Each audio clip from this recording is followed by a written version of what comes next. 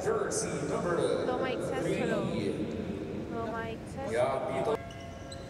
4 our starting lineups for the team of Municipality of Palimbang. We have mula naman sa Lutayan. Tingnan natin kung ano ba ang magiging kapalaran ng bawat live at our Facebook pages. Idolo Dato Pax Ali, Governor Dato Pax Ali S. Maguda Dato, Sultan Kudarat tayo ang turismo and the provincial government of Sultan Kudarat Office. Siyempre dito sa ating gymnasium, dito sa ating arena, kasi siyempre welcome na welcome po kayo dito. And of course, you are still watching the 4th GDP Kalimudan Basketball Cup 2025. Ano talagang magiging kalalabasan ng larong ito? And for our second game, mga pamilya, antabayanan niyo po. You can visit our Facebook pages at nakapost po doon. Dito, for 2 points. Nakuha ngayon ng Municipality of Palimbang ang bola with Curtis Kagumbay or dribbling. Ayan, as you can see sa scores po natin, 5-3 in favor of the Municipality of Palimbang. At talaga namang pinapatunayan itong Palimbang with the team play of Diamante and Kagumbay, jersey number 11. Patunayan nila kung bakit they're one of the top teams for this season of the 4th GDP Kalimudan Basketball Cup. Rakim, 2 points. Alam siya sandali, nung okay na, nung na-dress na ang sugat niya, bumalik na siya sa laro at talaga namang pinatunayan niyang hindi hadlang ang sugat niya para maipanalo ang laro against Lambayong kahapon.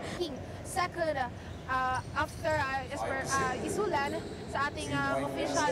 Yan, so pinapatunayan kung bakit nga ba or ano bang meron sila, bakit they are currently one of the leading teams for the 4th GDP Kalimudan Basketball. 4th Governor Dato Pax Ali S. Maguda Dato Kalimudan Basketball Cup 2025. Ayan, this is brought naman yung mga live audience natin dyan, yung mga live Facebook live viewers, live stream viewers natin via Facebook, via YouTube, kayo dito. So sa mga Facebook live viewers natin dyan, sa mga live stream viewers natin, pwede kayong mag-comment to show your support with the provincial government of Sultan Kudarat para na din kayo ay updated sa mga upcoming games ng 4th GDP Kalimudan Basketball Cup. Hindi na ipasok, bola ngayon na ng Palimbang. Nilang attempt shot and nasalo tayo na ngayon ng bola. Mosqueda passes it to jersey number 19 to Rakim. Ayan na ngayon ay hawak-hawak nito Palimbang ang bola.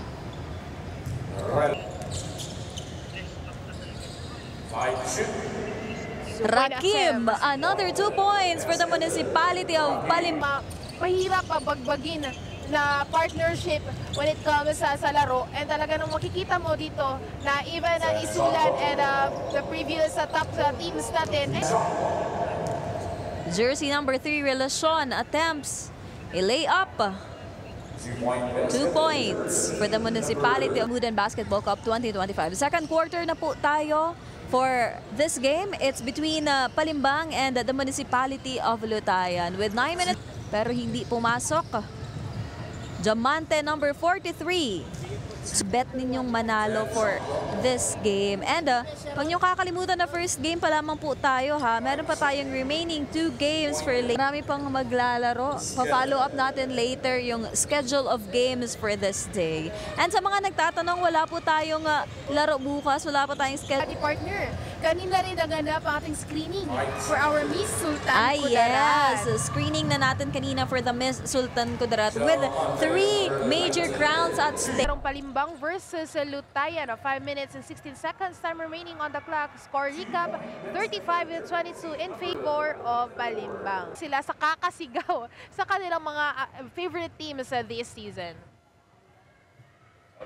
Kailangan nilang mag-double time kasi medyo malaki-laki na ang naitatambak na score ng Palimbang against them. Well, siguro mas magandang sumilip muna dito sa ating Sultan Kudarat Sports and Cultural Complex and makita po yung ating mga pagkain sa ating food stalls and ating food bazaar.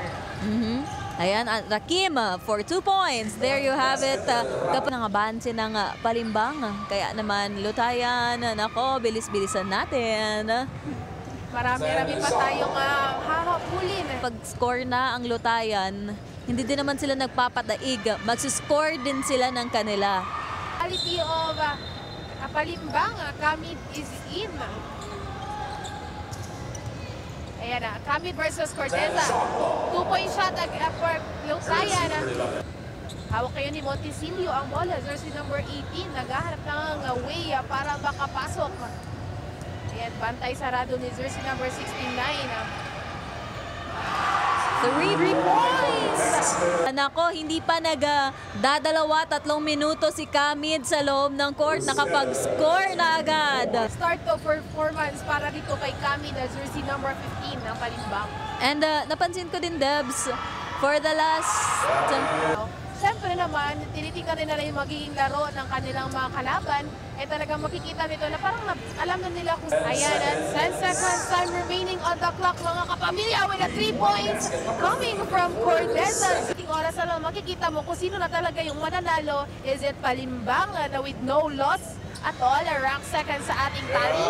Or is it Lutayan na magbaba? It's too early to tell, pero meron na rin tayong early predictions based sa scoring nitong two teams. Drakim, they are one of the team or top scorers and the team players for the municipality of Lutayan since their very first game for our fourth na siguro kung lalabas man sila para magpahinga only for a few minutes, but balik na naman agad.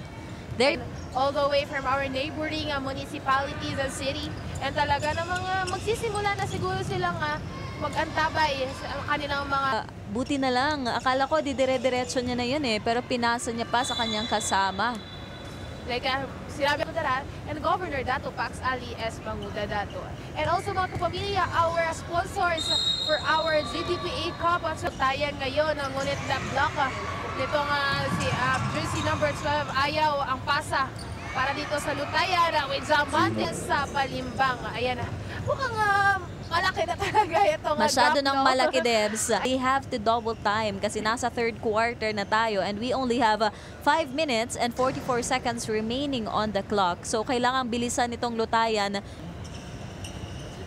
Diamante infiltrates, so with that attempt, pinasa ang bola to jersey number 20, 2 points para... Number 20.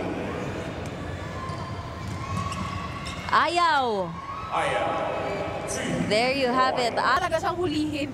Nahihirapan Napakabilis. talaga. Yes, nahihirapan talaga siyang babantayan kahit sino pang grupo ang maging kalaban nila. 2-point basket. And kita mo, partner, itong mga players natin, especially di Palimbang, parang hindi man lang pinagpapawisan. Parang chill, very calm and very chill ang deposition or disposition nitong ating mga players from the municipality of Palimbang. Parang hindi lang naman sila na pressure. Ang ito, simplihan lang natin. Hindi natin kailangan Ayaw ng... for 3 points, bang!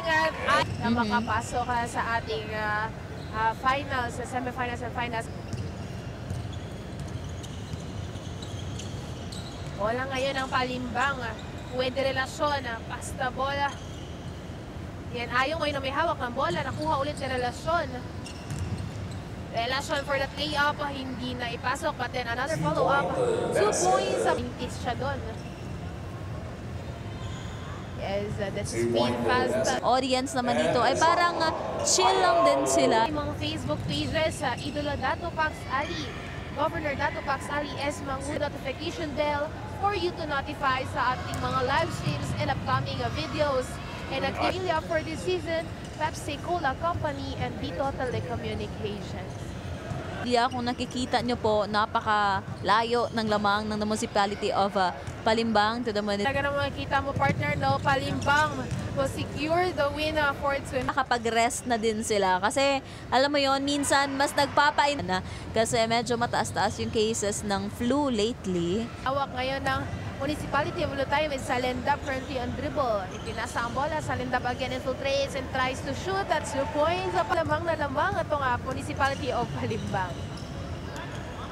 Again, ito si Camid na ibigay ata, parang ibinigay na lang yung bola dito kay Salendab. With that, no attempt. No good. That's it mga kapamilya, our game, Palimbang versus Lutayan. The score, 117-84. Panalo ang Municipality of Palimbang. Congratulations, Municipality of Palimbang.